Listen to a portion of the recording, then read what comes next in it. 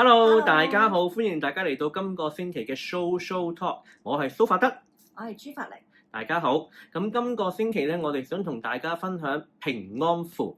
咁平安符係咩嚟咧？顧名思義就梗係保平安啦。咁大家善信去啲大廟啊求符，聽到啲人話求符咧，咁其實多數都係求平安符。咁平安符除咗一般保平安之外，咁保平安保啲乜嘢？其實就多數都會係保護你免受一啲唔好嘅能量影響，譬如一啲邪味啊，一啲唔好嘅病氣啊，負面能量啊，一啲總之唔好嘅嘢啦，咁就基本上打平安符咧，其實個心又定啲啦，同埋就係個安全感大啲啦，仲有就係、正能量好多啦。係啦，唔好睇少呢樣嘢正能量。只要係通常我哋啲善信咧，求咗條平安符翻去咧，其實都好個分別會好大㗎，個心咧會定好多啦。尤其是之前如果係遇到啲唔好嘅嘢咧，帶咗之後係會爭好遠嘅。至少最起碼個面色啊已經睇到啦，因為有啲善信其實佢哋係可能會經常出入一啲地方咧，係會有啲負能量嘅。咁變咗佢打平安符之後咧，係基本上咧嗰啲負能量係好難埋到身啊！咁於是乎咧，個人氣色又好咗啦，唔會成日灰灰暗暗啦，係啦。咁但係啲符咧，其實我見坊間有啲係印刷嘅喎，咁其實印刷嘅好啊，定係手寫嘅好咧？嗱，喺我嘅學習系統裏邊咧，符咧係一定要手寫嘅，亦都係一定要用毛筆字寫。咁我哋寫完手寫一條符啦，咁我哋每條符都會手寫完之後手寫之前我哋每個師傅咧，其實寫嘅時候都要做一啲儀式淨化自己，喺能量最好嘅時候寫嘅。咁寫完一條符之後咧，我哋就會吸印啦，吸完印之後我哋會戚，跟住咧先叫做係一條合格嘅符，一條有用嘅符。同埋必須有一個合資格嘅師傅啦，用呢個正統嘅方式嚟到去寫呢條符，注入靈力，同埋要戚好咗啦，咁亦都即係可以叫做開咗光啦嗰條符，咁叫做有力量啦。其實亦都有啲善信咧，佢哋都比較靈感比較強嘅，係真係攞咗條符翻嚟咧，係會感覺到咧嗰條符咧係有溫暖嘅感覺。嗱，呢個好正常嘅，同埋即亦都教大家就係要點樣知道嗰樣嘢到底有冇開光咧，或者寫符咧？其實咧有靈感嘅人就知道㗎啦，揸上手咧嗰樣嘢咧係一定會有一陣能量喺上邊。你試下摸下求其一樣嘢，你唔會摸支水或者係求其揾個公仔就有陣能量暖暖地，唔會嘅，係開咗光嘅物品或者係神像，甚至乎係符啦。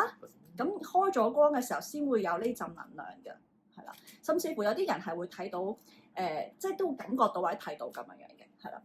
咁我其實有啲比較小朋友嘅善信咧，我都想分享下。有啲靈力感強，其實小朋友靈感好強嘅。佢哋除咗揸住條符感覺到興啦、發熱咧，有時咧擺喺額頭，佢哋直情誇張到額頭呢度都會有吉吉吉嘅感覺，好神奇。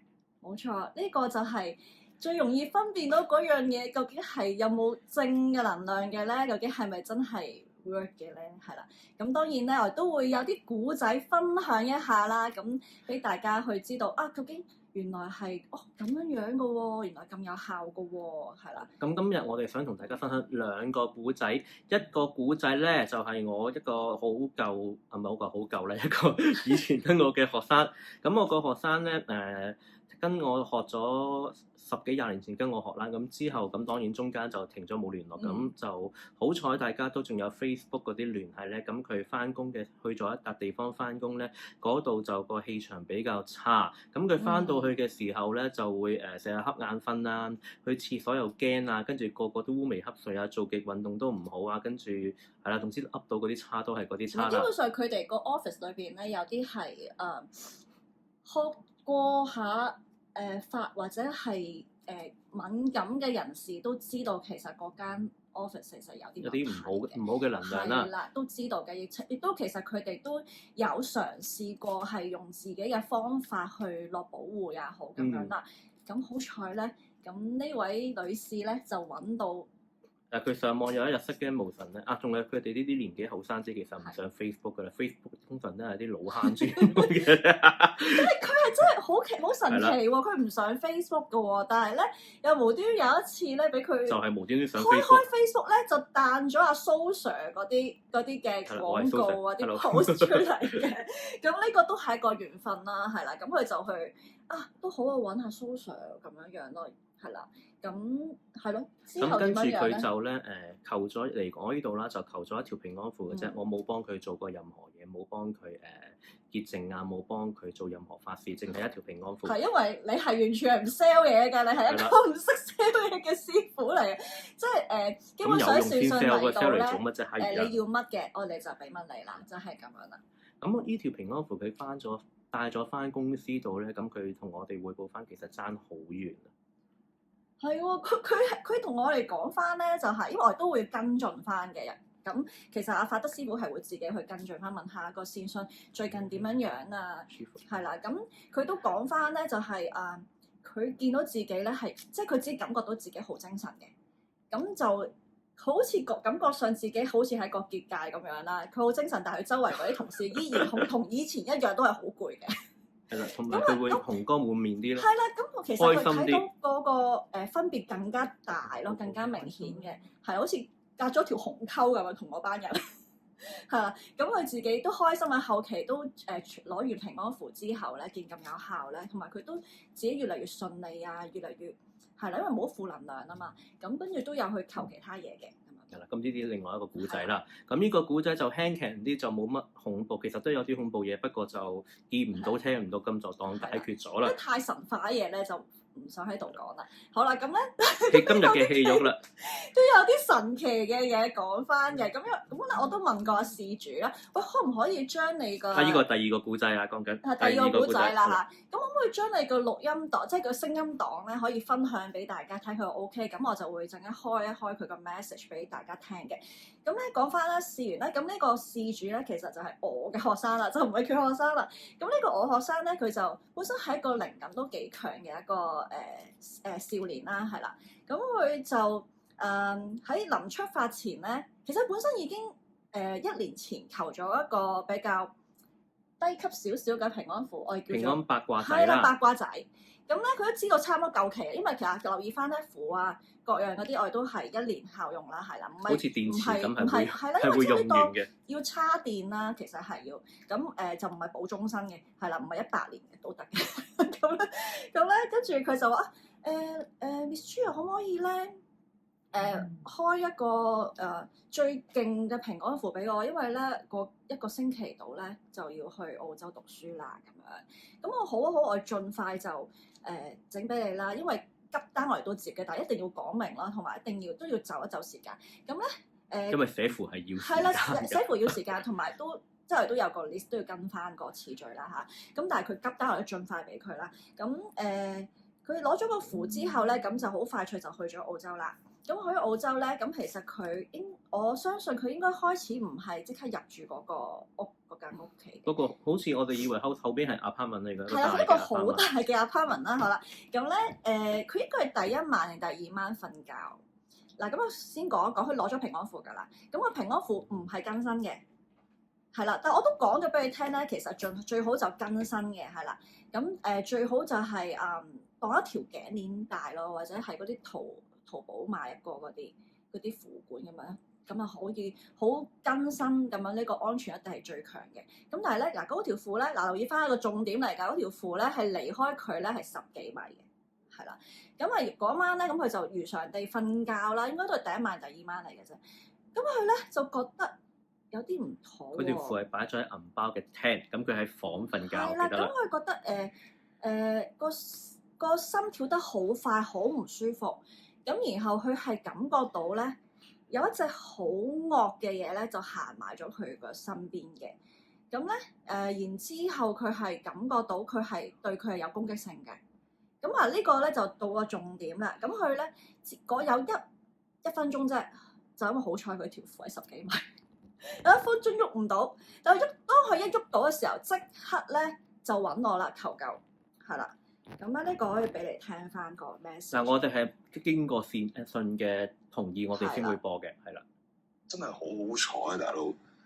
我係 feel 到咧係有個保護罩住我，已經整死我咁樣嘅咧先，跟住想整爆個罩啊！我 OK，慢慢，不過我有啲驚咁解啫。而家喐到啊！而家冇嘢啊！係啦，咁大家會聽到啦。咁呢個係佢係感覺到有個保護罩嘅。咁再下一個信息，咁我再播啦。即係我嗰陣時下意識攞個手去撥佢啦，跟住我個腳係喐唔到啦。哇！真係 feel 到想整翻死我啊！真係大佬，佢真係好似即係我係好明顯啊！聽到有個即係我 feel 到有個我有類似一個正方形嘅一個罩啦，即係一個保護罩啦。跟住佢又想整爆佢又好，跟住有個金屬摩擦聲啲 friend，即係原來即係嗰啲碰撞聲，粗忽啊！我好驚啊，大佬 ！Thank you，感恩啊，感謝錄音先師，感謝 Miss Chu， 感謝粗忽啊！係啦，咁呢個就完結咗嘅時候講俾我哋聽，咁中間都講，仲有一啲事情發生嘅。咁咧就係佢喐咗之後咧就喐到啦，咁就揾我啦。揾我嘅時候咧，咁我都了解下究竟佢係咩情況嘅。咁當其時佢係感覺到咧有隻靈體咧係好惡嘅靈體咧，咁佢就有個保護罩咁樣啦。咁佢係聽到咧啲金屬摩擦聲，應該係嗰個靈體，應該真係好惡靈嚟嘅。佢係撞落去個罩咧，個罩應該係金屬。如果因為咁講係金屬咧，咁佢就 cling 咁樣撞落去，但係撞唔爆嘅。咁咧喺呢個情況之下咧，我哋就我就請咗法德師傅去睇下可唔可以同嗰邊靈體去嗱，咁我哋應該講清楚啲先。總之嗰個金屬聲傾係咁想轉爆佢，好似睇動漫咁樣轉爆佢嗰個轉唔到咧，咁佢死死地氣走咗啦。咁阿善信即刻喐得，咁喐得翻之後，咁即刻求救揾阿法靈師姐咧。咁法靈師姐就同我講咗，我記得嗰日大概係凌晨2點幾啊，係咪2點幾？都唔係2點幾，應該係佢揾我嘅時候咧11點幾。好彩係正常呢個時間咧。係澳洲時間2點幾，咁我哋11點幾。咁其實11點幾呢個時間，我有時未必可以即刻幫佢手，因為我嗰日係做嘢做到10點11點。咁通常呢個時間我做完嘢咧，都會因為教咗成日嘢咧，喉嚨都乾埋，我會飲翻罐啤酒俾個喉嚨冷靜啲嘅。但係嗰日唔知點解零零舍舍突然之間冇飲過酒，咁因為飲酒做嘢可能會爭啲啲，咁所以我哋通常飲完酒需要隔翻一個時辰，我哋先會做嘢或者做一啲法科工作啦。咁佢好好彩啦，揾我嗰刻咧，我冇做過，冇飲過酒，咁佢即刻我就即刻開壇啦，跟住問明神。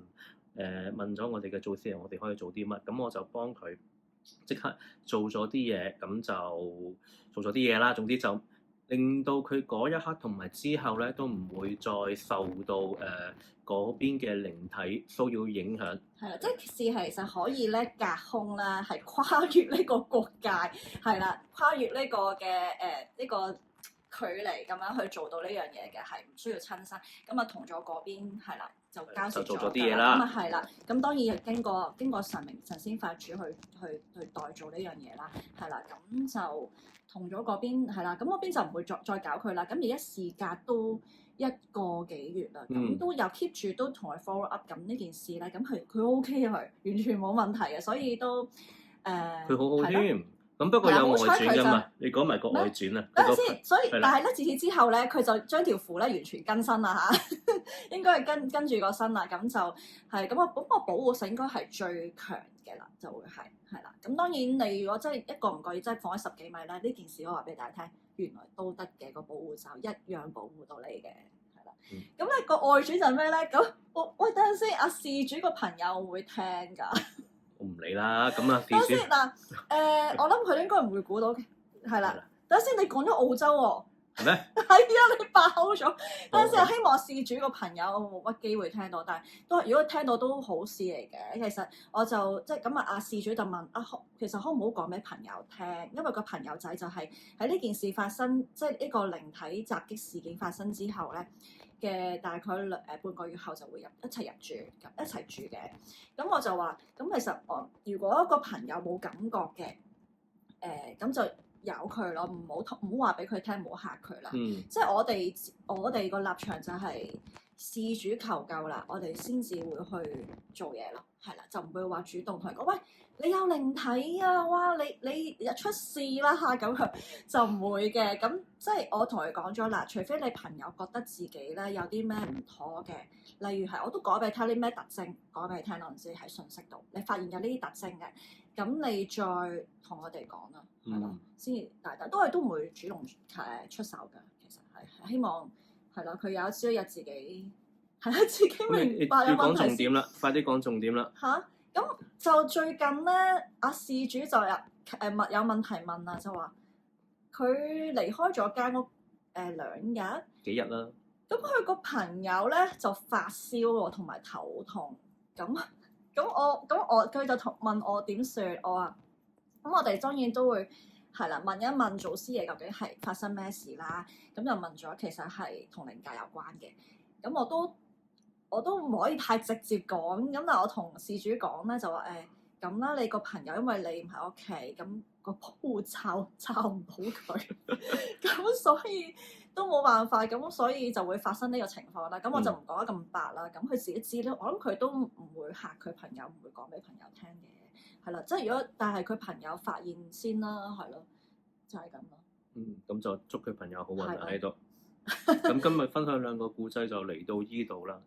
係啦，咁大家有機會就再聽下舊時我哋講過一啲古仔啦，其他嘅古仔分享啦。祝大家一定要出入平安，係啦，出入平安。應該聽我哋一句説話唔得。身體健康，開開心心。係最緊要百殺潛藏，係啦。咁我哋一齊同寶寶一齊同大家講拜拜啦，寶寶，我哋一齊講得拜拜啦，拜拜，拜拜。